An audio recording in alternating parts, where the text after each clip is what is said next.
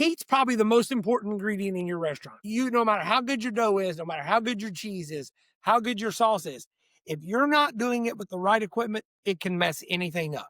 Yeah. Period. So knowing what you walk into, I like knowing. So everybody thinks I'm probably being nosy when I ask these questions and I do consults, but I'm asking them, how many ounces of cheese are you using? How many ounces of sauce? What's your hydration level? Is it a frozen dough? Is it a fresh dough? Are you making it? How many days is it? I mean, there's lots of questions I ask when I do this. So that way I'm being truly your best partner for your business to get you the right oven that you need.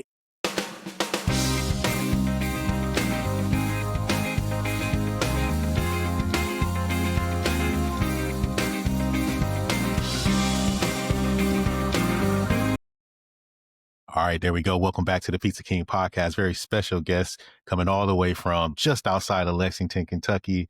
I got my buddy George Clark here from Pizza Solutions, right? Not just Pizza Solutions, but I think that's kind of what we were talking about today is Pizza Solutions. But George, welcome to the show. Thank you for being here.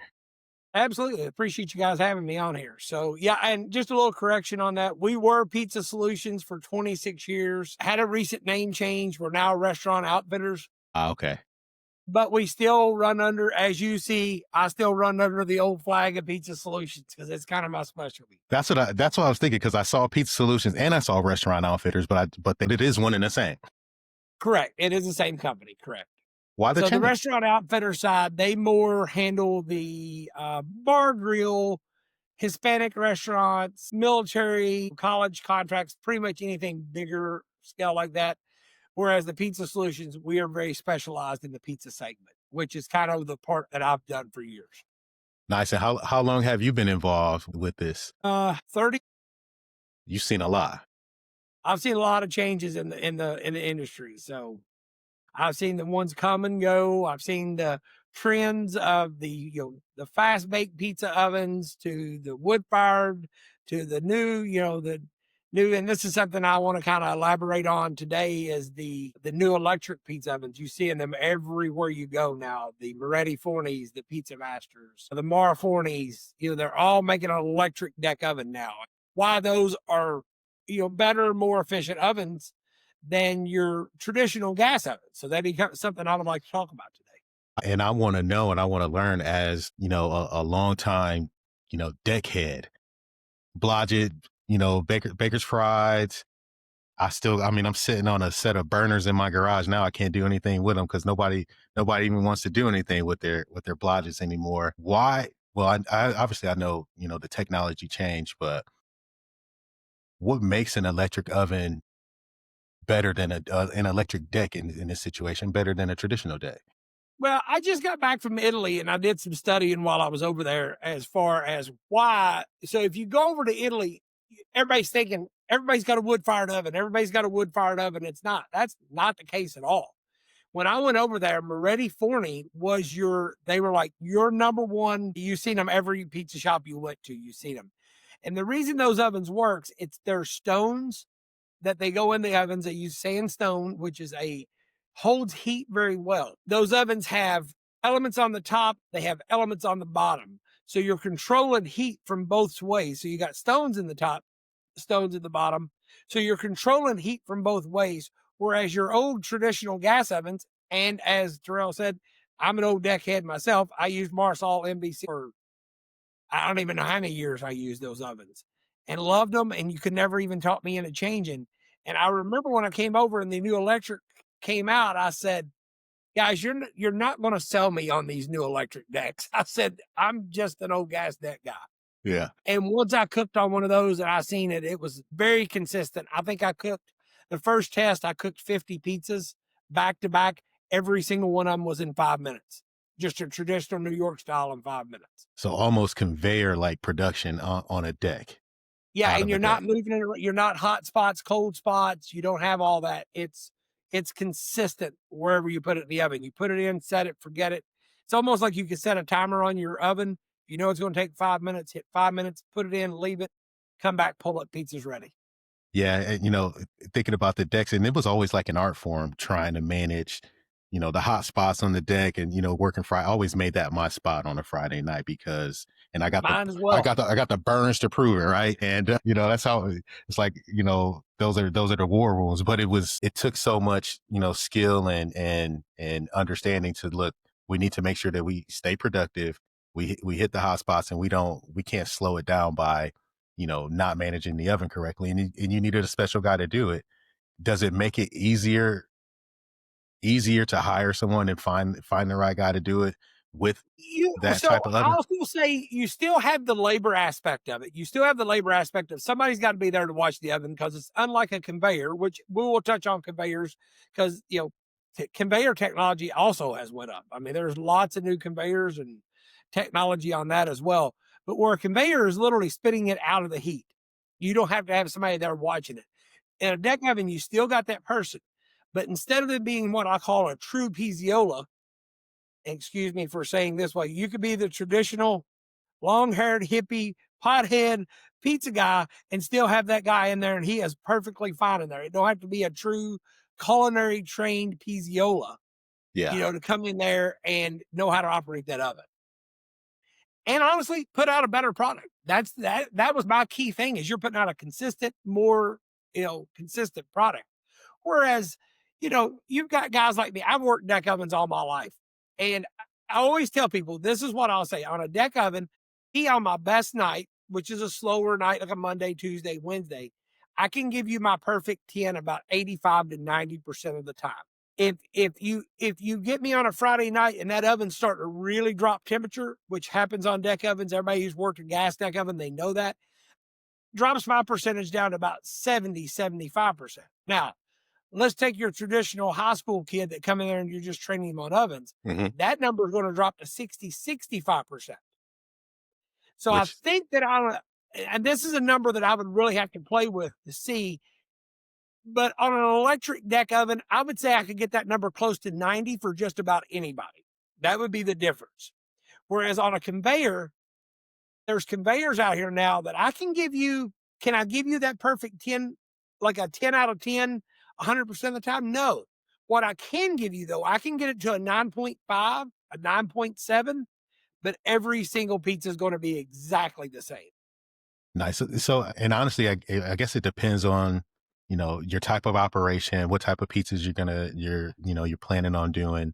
There's been this huge, kind of, at least here in the States, this huge push for pans and Detroit style pizzas. 100%. Are they working well? I actually saw a guy running Detroit through a conveyor, and I was like, I didn't even know you could do that. Yeah, more places are actually using conveyor on Detroit style. I mean, think about it. You got Jets, who I've always said, Jets is kind of who started the Detroit style rule, Mm-hmm. and got it spreading across the country. They're conveyor ovens. I can tell you exact times and temperatures. You're going to cook at 8.5 minutes, 485, and that's going to give you a perfect Detroit style from raw, which is, That's you think about it, that's pretty That's good. pretty wild. That's pretty wild. We always had to par bake in order to get that in. Otherwise, we'd have those things in the deck for 30 minutes, and Yeah. you just couldn't do it. Well, I mean, that's really interesting, and I understand. The recovery time is faster, and trust me, deckhead slamming the oven door shut. I see these guys just in there. The hippie guy, the stoners in there, just looking at pizzas. Close the oven. You're killing my heat. Like pizzas ain't gonna cook with the door open, so close the door. So now, those things recover a whole lot faster. I love to see it in action. Well, and here's the one thing and so just guys, so there's going to be some stuff. I've been told there's some stuff that's happening right now. I know I'm planning one of the first ones. If you follow Moretti Forney USA Mm-hmm. on any of the social media platforms, they're doing what they call the Moretti Lab across the country. So you literally log on to their website, you can sign in and you can go to any of these events. They're doing one in Brooklyn, New York. They're doing one in Chicago. They're going to be doing one in Cincinnati, Ohio. I'm trying to get one down in Florida right now. I'm going to start spreading these across the country so we can have more experiences.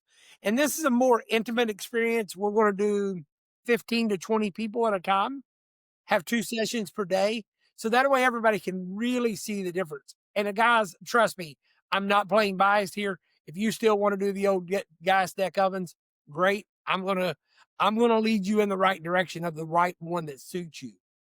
But if you're a high volume pizzeria and you're using decks right now, you at least got to give these electric decks a look, because it's game changer. Yeah, I think that's the drawback, or at least the holdback for me. Like, it's cool and I see them. And obviously there's a ton of operators out there that are, making that change. But I'm like, I need to put my pizza through it. I need to see how it performs. And you really don't get a chance to do that unless now you say you're going to have these events where you can actually go in and see how it works and watch the oven and see how your product performs in it.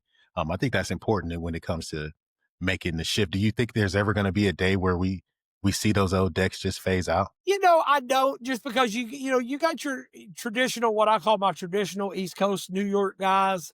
They're never going to go away. Even though I'm working with one right now who I thought would never do it, and he's looking at the Moretti, the Cadillac Moretti series right now, because he's looking at them and Pizza Master. He's looking at both. Yeah. So it's starting to get noticed. One of the highest volume pizza shops in the state of South Carolina, he was another one I never thought would switch. One right in your neck of the woods, down in St. Pete. He just switched. He's another one that he's a Marshall guy like me, and I never thought he would switch, and he did. I don't think you'll ever see it switch, and here's the reason why. Europe is designed for their electrical grid is designed for the 3-phase power and the high amperage ovens. Whereas the United States, we're still a gas propane.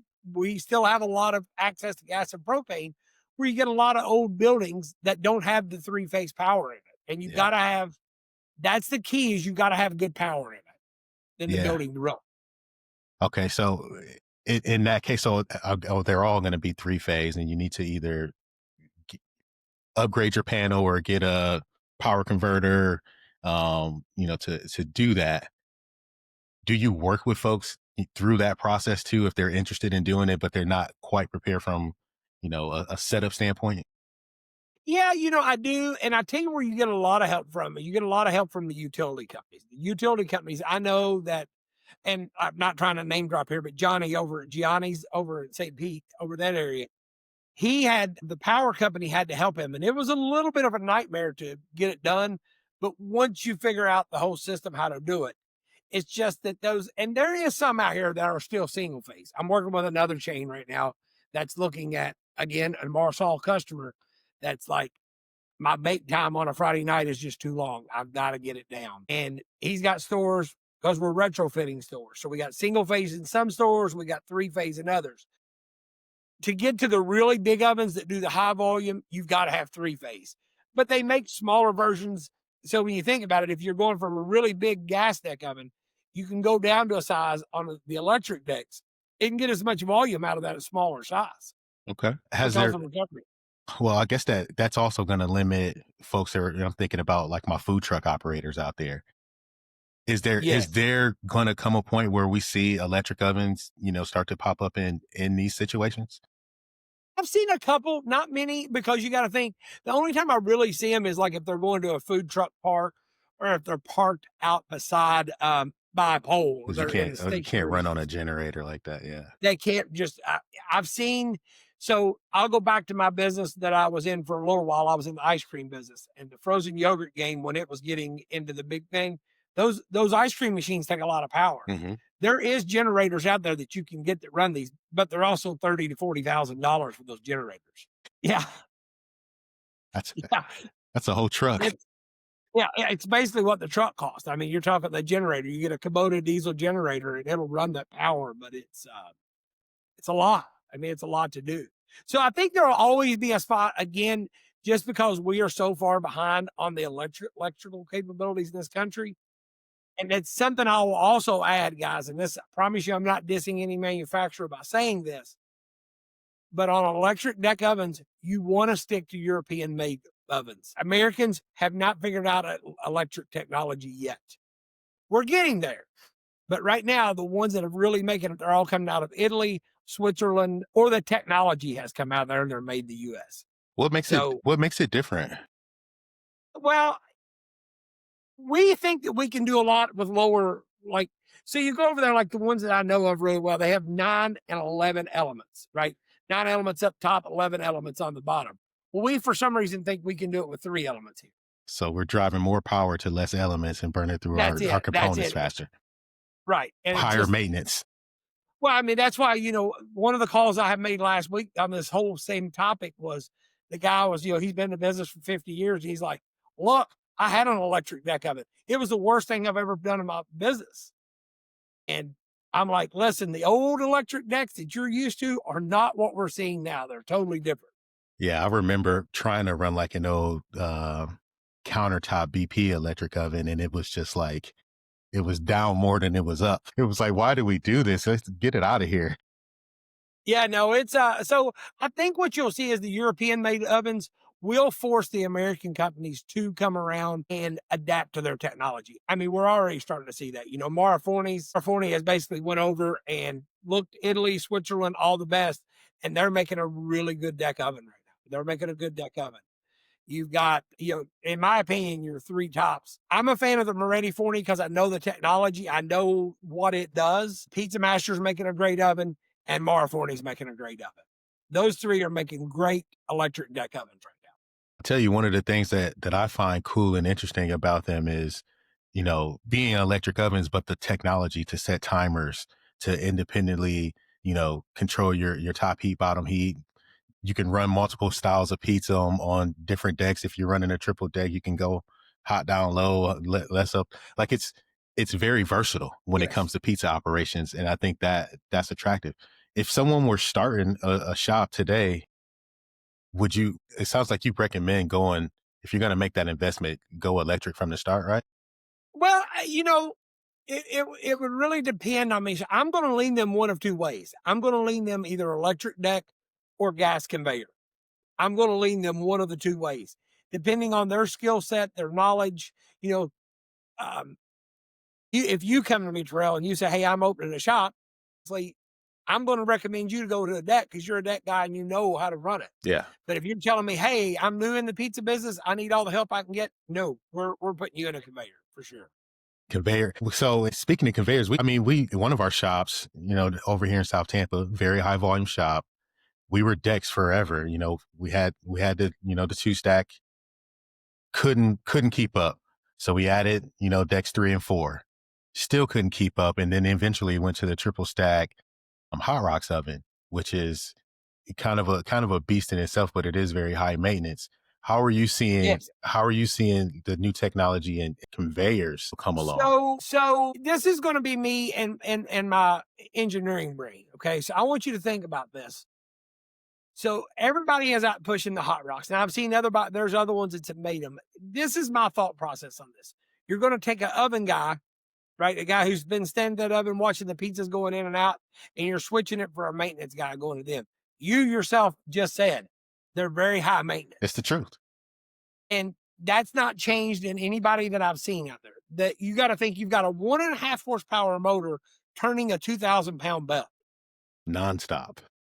nonstop. It just that the math just doesn't math on that as far as like being a reliable source.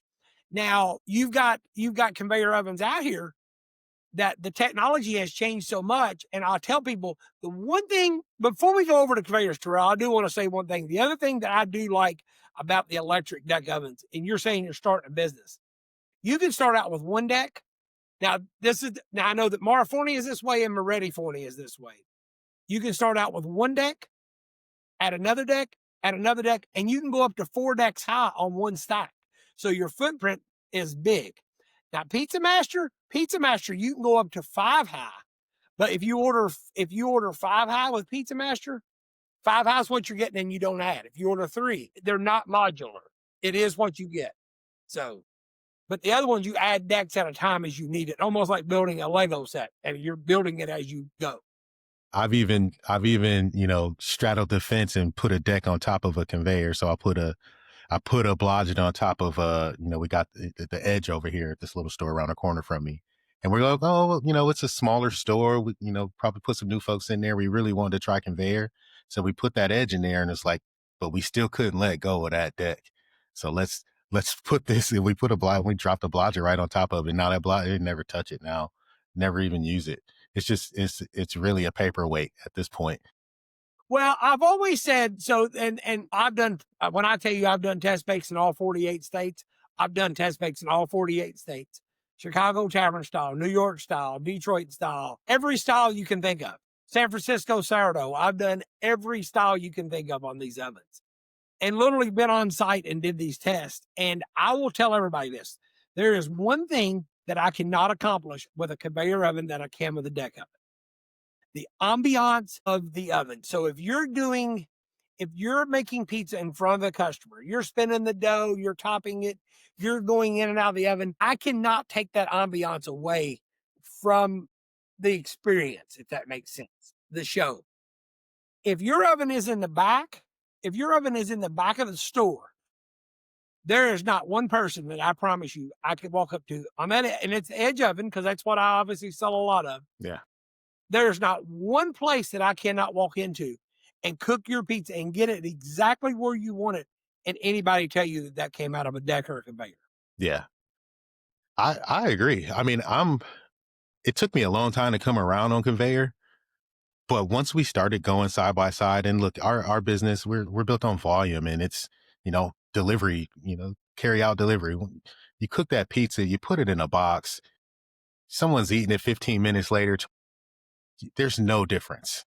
There was no difference, not any noticeable difference from us. And yeah, we could nitpick it if we wanted to. Honestly, I don't think the customers care much at all. Again, give me somebody like me or you that can work a deck oven. We give you our perfect 10 pizza. I can get you a consistent 9.5 to 9.7. Am I going to get that perfect 10? Absolutely not. But am I going to get you a consistent 100% of the time 9.5 to 9.7 every day? And I'll challenge anybody that's listening to that content. So I got a truck. I'll pull up to your spot and we'll do the challenge. I want to be there. If anyone Yeah. challenges you, I want to be there for that. So this is not exaggerating. I've probably done over 1,500 tests. There's been one that I couldn't beat. Tell me about that one. It was a super wet sourdough. I just could not get it. And they like the char spots on the bottom of the crust. And with that being said, he said, I've tested in 5 different conveyor ovens. And he said, you got closer than anybody, but it's still I just couldn't get, and he was a Baker's Pride guy. Yeah. I just could not.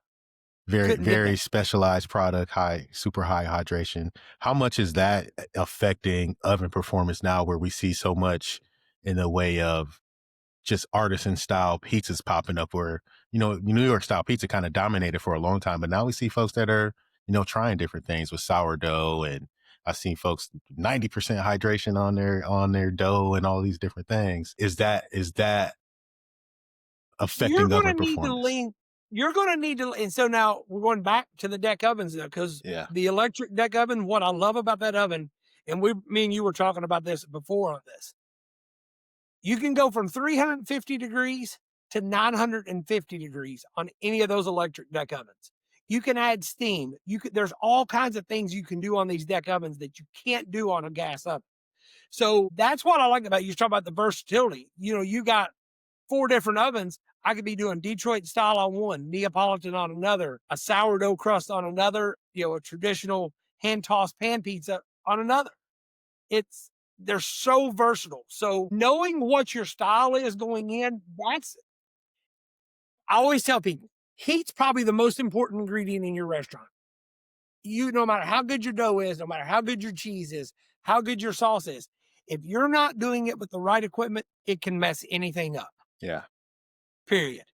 So knowing what you walk into, I like knowing. So everybody thinks I'm probably being nosy when I ask these questions and I do consults, but I'm asking them, how many ounces of cheese are you using? How many ounces of sauce? What's your hydration level? Is it a frozen dough? Is it a fresh dough?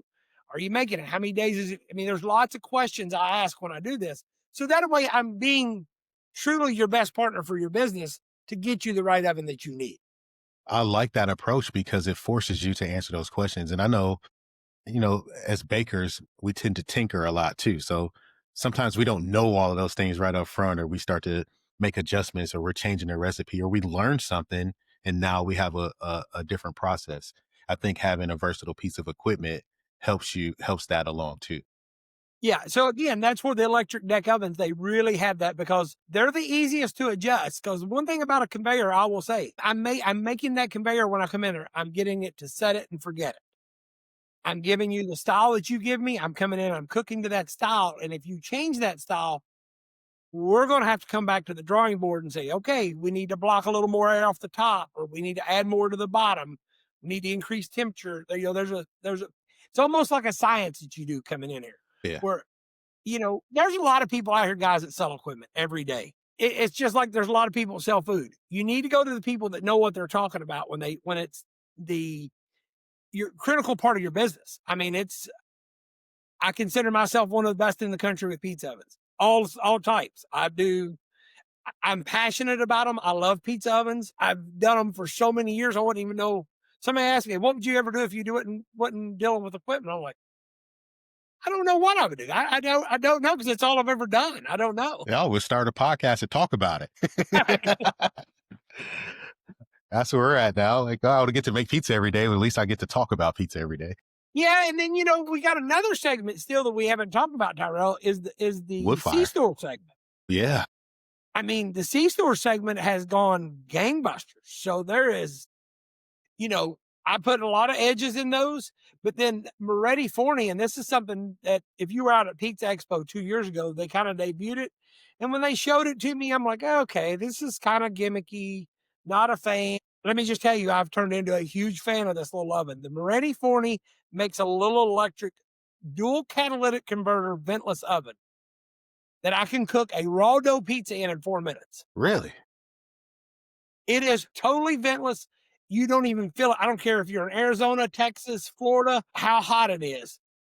I'm just telling you, this little ventless oven is absolutely amazing at how good it cooks. I need to check that out because not that I'm looking for that application, but I want something for home that isn't wood fired and still allows me to do, because I still prefer New York style or pan pizza. I have to check that out. Yeah, it does New York style really well. And you're down in Florida, so they've got a their test kitchens in West Palm. Yeah, it's that little oven is absolutely amazing. But I thought it was very gimmicky when they were doing it at Pizza Expo. I'm like, because at the end of the day, Terrell, you probably agree with me. Time is one thing you cannot make up in this business. You have to really give it a good thorough bake to get a good pizza. Yeah. So anybody comes at me with those 2 and 3 minute bake time things, unless it's a wood fired 1,000-degree oven, I'm going to kind of laugh at you. Yeah, it looks good. And then, pizza guys, we start checking for that gum line. And it's like, all right, it looks good, but it ain't cooked. That's right. It's raw in the middle. So I've always said gimmick, but this oven truly does. It'll cook we were cooking pizzas from frozen in 3 minutes. That's incredible. I mean, it was a pretty incredible oven. And you got to think, for the C-store concept, you really got to dumb this down and get it simplified.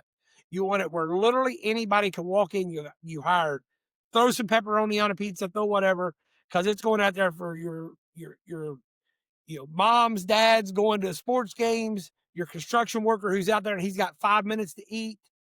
That's your clientele. They're coming in and grabbing a slice and they're getting out. And that's great for someone who doesn't want to lean fully into pizza. If you just want to add it to the menu, or you got a C-store concept or concession, type deal, that sounds like it works. It works. It works phenomenally. I mean, it's, we started bringing those in by the container load. And I mean, we reorder about every 2 to 3 months on those. Nice. So, I mean, we're selling a lot of that little oven. That little oven it's pretty amazing just what it'll do, just how small it is, and being ventless. I mean, you don't even have to have a hood for it. So you can literally tailgate with it. Yeah, as long as you got the power, and it's a 208 single phase. Okay. So the power's not real hard to get for it as well.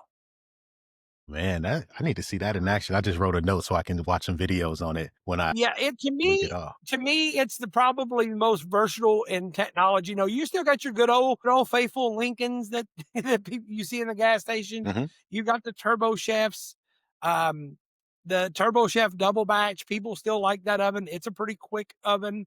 You got your Oventions. You've got all those different ones, and I sell all those. I'm just telling you, for the money, that Moretti Forney, for the fire, I've never shown it to anybody they not like it. Let's put it that way. Man, I have to check that one out. That sounds really cool.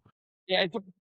At what point is it? Well, wood fires is very popular too, and we kind of talked about the food truck game earlier. But you see, also, just like Detroit's, Neapolitan style or neo-Neapolitan style is very much on the rise with the independents, and especially with the pop-ups and the food truck vendors. What are you seeing? And we know there's, you got the big, the wood simulated ovens like Gosney's or Uni's. What are you seeing out there when it comes to that style of oven, that dome style or that wood fire? Well, to me, you really got true. You've got two true manufacturers in that. You got Morello Forni and you got Moretti Forni. Okay. That's your two. That's your, or I'm sorry, Morello Forni and Mara Forni. I Okay. get my Fornis mixed up. And you got the Fiero group as well. Yeah. Those three are the ones that are making really good quality ovens. And let me just tell you, when you want to buy one of those, you want to make sure you're getting good quality, because of 1,000 to 1,300 degree heat can absolutely destroy an oven if it's not built right. And I've seen a lot of people say, "Well, I can get this oven for 6,000. I can get this oven for 7,000." And you're gonna be shopping for an oven in 3 months. You're going to be shopping for an oven in a year. I'll give it a year, because it's going to start to crack and you're going to start having issues on it. Yeah. That's a lot of heat and a lot of pressure on a piece of equipment. Yeah. The- Can you, I mean, and I see guys that are, really trying to expand and they got, four little really home ovens now. They're just expanding how many home ovens they can do. But I think there's a tipping point where you really got to either lean in and do it the right way, or you gotta stay small, right? I think, in my opinion, Gosney makes the best home oven there is. Yeah. I love the Gosney oven. I think it's a phenomenal piece of equipment. I've cooked on them, love them. It gives you the same quality. You're getting sort of the same quality out of these bigger ovens. Heck, what's the Gosney run? Price wise, I'm not even shopping. I think they're, 3,000, 3,500 bucks. yeah, I think the big one's probably a little over $2,000 now. So not bad. So you're looking at these ovens, I can get you entry level into those right around the 2022 mark. Okay. So, I mean, not horrible when you think about it, but you're running your business out of this thing. And Yeah. Yeah. I'm thinking, like, how do you do volume? How do we make sure we got recovery time and we got, capacity to do this? yeah, and that's your thing, Terrell. When you get to these ovens, you go back to the true Piziola guy, right? You got to have somebody really knows how to keep that fire going. Yeah. They know how to turn that pizza, because I mean, that's a 90-second to 2-minute pizza. So you got to really have somebody that's on their game, that knows that oven. That's not a 16-year-old you hire from the street to come in and run this place. Yeah. No, it's You not got going to to know, happen. so it's somebody that truly is a Piziola at that point. Absolutely.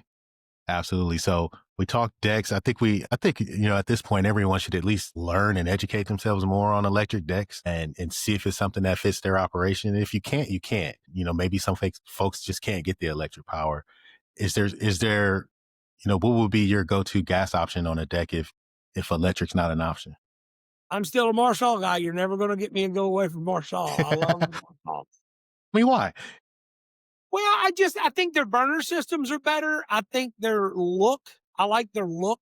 Their look always looks very good. Reliability, from a reliability standpoint, just hard to beat them. I mean, they're just really hard ovens to beat. That's the one thing that nobody can ever doubt about a gas oven. There's really only about 4 parts that can go bad. Burner, thermostat, or thermocoupler, pilot assembly. Yep. That's it. It's it. I mean, there's only about 4 parts that can go bad. Yeah. So I can pretty much train anybody how to fix one. Everybody used to laugh at me on a Friday night. I would carry welding gloves in my shop, because I had one old oven that the thermocouple would go out. When it got too busy, it would just go out. I could change a thermocouple in my oven in about 3 minutes. I'd go put my welding gloves on and I'd go in the cavity and do it while it was hot. Yeah, I can appreciate that. And you just learn how to do those things over time. You got to keep backup springs and keep a backup, safety switch, all these things, safety valve. Yeah, I'm always going to lean with the independent guy, because I've been that independent guy that didn't have the help. And I always lean with the independent. So anything that I can do to help them, again, I think right now, if you're looking to upgrade your ovens, you need to be looking one of 2 ways: electric deck, gas conveyors. I think that is between one of those two. I've never seen anything that I couldn't get to a better spot at your restaurant. I mean, it's that simple. People are looking for volume now in the same footprint. So, and guys, let's face it, the economy's not great right now. And the one food that is the most recession-proof food there is pizza. Where else can you go feed a family of 4 for $10.99? Only pizza. You can't go to the grocery and get stuff to fix dinner. You can't. I mean, 10.99. Everybody gets 2 slices of pizza. They may be getting a pepperoni pizza, but everybody's getting You, 2 slices of pizza. you can still feed your family You for can still feed your pizza, $10, stay in the wall, $20, one pizza. $30. You can't do that Right. at any fast food chain today. Right. And you go back to the point, especially when you go to like steak chains and stuff like that, when the economy starts going down, that's where people stop going to those places. But they'll go to a higher end pizza place where they're going to spend 50, 60, $70 because that's feeding a family for 50, 60, $70. Yeah. I think Dad's getting him a beer, mom's getting her a glass of wine, kids are getting the pizza that they want. So I always caution restaurant owners, when the economy gets tough, don't cheapen ingredients. Don't stop marketing. This is when you really need to buckle down and get it I agree. and put out your best product. I agree. This is where, folks that are going to those establishments, they're going to trade down. And it sounds like, a bad thing is that they're going to trade down and get pizza, but that's an opportunity for us, guys. That's an opportunity Well, for us to Terrell, I capitalize. see your Facebook every day. You may be the one person that eats pizza more than I do. As much as I can. And I could literally eat it, as you can tell from my physique, that I could eat it 7 days a week with no problem. Yeah, don't bother me. It doesn't bother me at all. I love pizza because for me, pizza's an art. We get to create. I love the whole process. I love baking. I love learning. I was just telling somebody, after literally 23 years in pizza, I'm still learning how to make pizza better, how to change our dough formulations, how to serve the best possible product. And, the people who love it, it becomes a passion. It becomes a It is a passion, passion, and it makes people happy. Someone's like, "You're always smiling." I'm like, "Dude, I make pizza. How can I not? Yep. I literally make pizza. Pizza makes people happy. I make people happy. That's how I look at life. So why would I not smile?" You're 100% right. And I'll tell you this. So I always go back to one of my first people that I met in this pizza business, Michael Wycliffe, who owns Wick's Pizza in Louisville, Kentucky. And I would walk in there every morning and Mike is standing back in his dough room and he's making dough. And I would watch him, caress each dough ball. It was like it was a baby. And he'd say, dough is love, baby. Dough is love. I'll never forget that as long as I live. Dough is love. I need that on a t-shirt. Dough is love. I mean, it takes that. And and when you see Michael's pizza, I mean, Michael was coming in and I mean, every pizza was perfect. I mean, it was just perfection.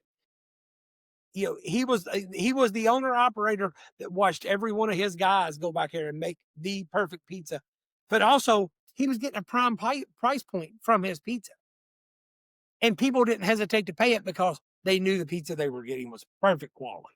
I love it. And, we talk about this a lot too. Pizza is one of those segments where you can go buy cheap pizza. There's a lot of folks out there that sell, pizza that is, I hate to say cheap pizza because it still has a cost to it.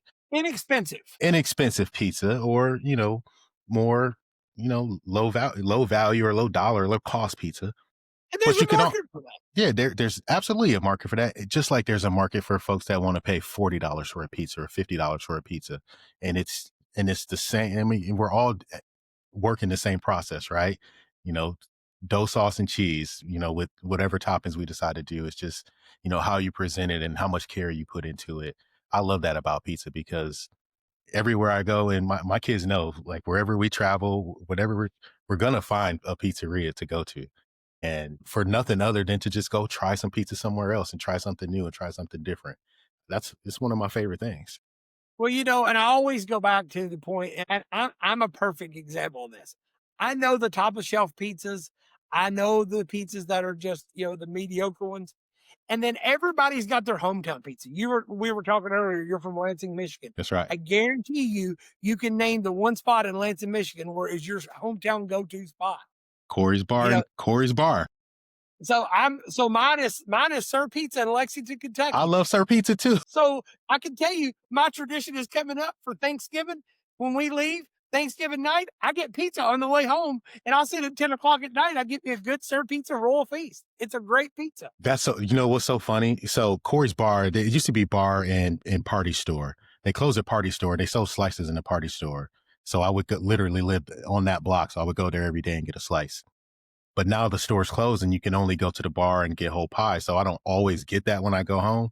But we always, always, always go to Sir Pizza and get a royal feast Yes, every single time.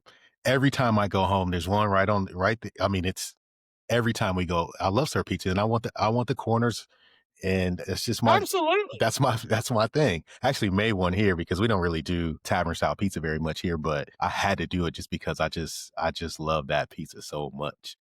And a lot of people, if you are coming in and some fancy pizza guy, you're trying to review that pizza, you're going to give it a bad review. But to me, that's what I remember when I go, that's my hometown pizza. Yeah, That's what I remember.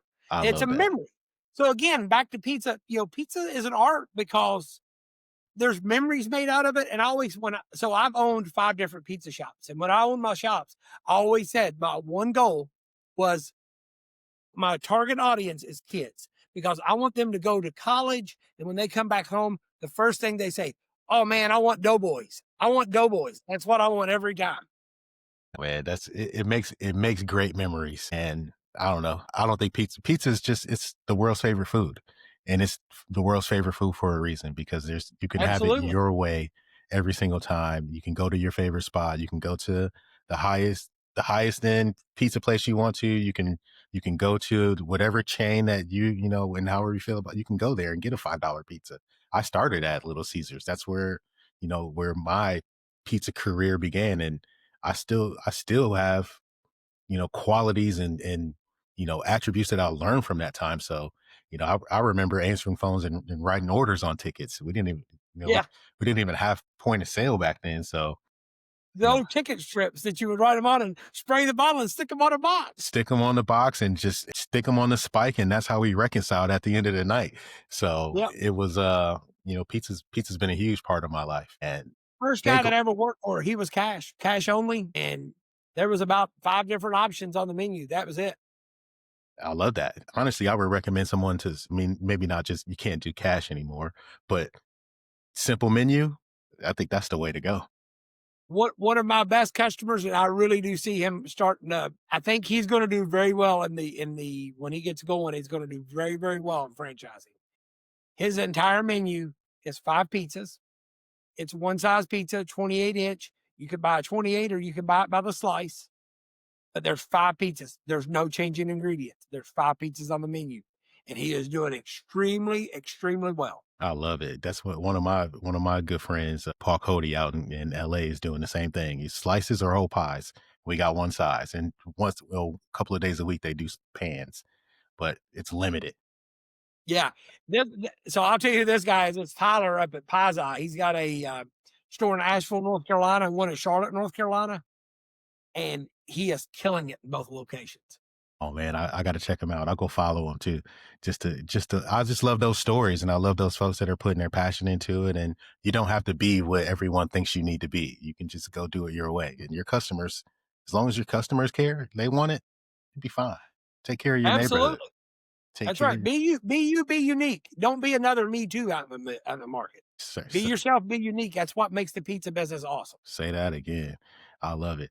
What is one thing folks need to know when they decide that, okay, I'm going to get into this business? Should they look at oven first? I know we talked about understanding your style of pizza, what your recipe is, what you need to accomplish. Should they start thinking about equipment before they even, get into a space? Well, in my opinion, I think ingredients is first because you got to determine what style of pizza that you want to do first, right? And from that style and from the ingredients and from your processes, that's where we'll get equipment. A lot of times people come to me first and they'll say, never done pizza business before. I want to do it. My first question is, we've got to get you into a test kitchen and figure out what you think is your pizza. Yeah. And from that point, this is where a lot of people fail in the business. They go and they'll look at a Papa John's, a Pizza Hut. They'll look at a menu of wherever and they'll say, well, I got to be in this price point. I'm like, no, you don't. We're making your pizza. So we got to make sure that your food cost is in line. Yes. And to me, that is one of the most critical parts of the business. I can determine equipment really quick from the ingredients you choose and what you want to do. Yeah. But think about pizza sauces. Jesus Christ, there's 800 pizza sauces, Yeah, unlimited capabilities and combinations. unlimited pepperoni choices, sausage choices, cheese. I mean, people don't think cheese. There's you got your high end grandes and baccios out here, and your fresh mozzarella's, your buffalo mozzarella's. I mean, you got that in, and then you've got your Loprino QLC cheese that is still, to me, a good cheese. My favorite pizza I just talked about is made with it. That's what we use. Yeah, there's nothing wrong with that cheese, but I mean, they cook two totally different ways. So you got to know which way that your cheese cooks, and are you using a sauce that's got heavy olive oil, no chunks? It's a wetter sauce. That's going to affect your dough. He's talking about the gum line. People think a lot of times it's your dough recipe. It's not really. It's how much sauce you're putting on the pizza.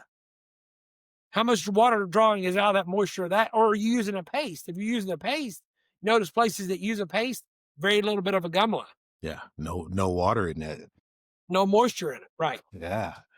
That's very interesting. What's the one thing you see folks, what's like the biggest fear you see when you're working with a new customer? What are they afraid of when it comes to making that choice? A lot of I'm working with a lady right now, and she's a good one to give an example to. She has got what I say a dynamite location up in the mountains of Georgia, dynamite location, but it's going to be busy probably 8 to 9 months of the year. Her rent is really, really expensive. So her biggest fear right now is she's like, I want to make money, but I fear that big number on the rent. Mm-hmm. But I'm like, I'm trying to explain to her, like, if you look at this, you should be able to do X in a month. Just take your rent, divide it among 9 months, and pay the rent in the 9 months. And then those 3 months are slow, it's gravy. Put it in your pocket. Yeah, and rent's tough. That's a huge commitment. Absolutely. When I heard this number, it would have made my stomach turn as well. Seeing the location, I get why it's expensive the way it is. Yeah. Well, seasonality in business is always something to think about too, and something to plan for. I think everyone, obviously, we have these expectations that we're going to, come out and hit a home run. It's going to be great. But also you need to work on building your business over time, right? And building your customer loyalty and your base. That takes commitment. And sometimes that's long-term investment before you start to see those returns. So opening my stores, I can tell you, I've seen it happen both ways, and I know which way I would rather have it open. So I opened my first store, and I steadily climbed that store. I mean, it just steadily stayed going till I capped it out. It was doing about 23,000 a week, and that was a good, comfortable mark. Yeah. And that's when I said, I'm going to open my second one. Well, my second one opened at 800 square feet building, $250 a month rent. And when I tell you how much this store did the first week, you're not going to believe it. It did $58,000 the first week. Oh man, that probably I felt never like want it to. felt I like never want to experience that again in my life, because it was just pure chaos. So I'd rather have the start out slow, grow it to what you want to do it. Continue, as you say, it's like artwork. Continue the perfection going up. yeah. I agree. I think that's the way to go. And I always try to give folks advice to, folks that I coach and train. Like, let's plan for 18 to 24 months of building this thing up. If you Right. if you come in and you need to be profitable from day one, it's probably going to be tough for you. Probably not your business. You probably need to go look at something else. Yeah, just stay home. Like if you've been making pies at home and it's got a little pop-up going and Friday nights is great and you got 20 people coming to get pies, stay there because you're making money there. That's right. Don't go you go sign a lease and here and then all of a sudden you gotta get 200 people coming through there. It's a different situation. Absolutely, 100%. Absolutely. No, man, this is good. Great. Good conversation. And where can folks learn more about what you guys are doing at Restaurant Outfitters and how can they get, in contact with somebody like you? Because I always tell, like, even the folks I coach and train, like, talk to an equipment dealer because they can help you understand things that you don't understand as far as kitchen design and layout and really planning and prepping for opening. How can they get with you? So pretty simple, guys. My cell phone number, I can give it out over this. If you're okay with that, I can give my cell phone number out. Sure. And I'll put it in the show notes too. Yeah, it's 859 404-8089 is my cell phone number. You can reach us at our office we're at 888 by oven is our office number. We have a website. We still do run under the Pizza Solution website. No S on the end of it. www.pizzasolution.com. Okay. And they're out of Lexington, but he works, you just heard him. He works all over the world.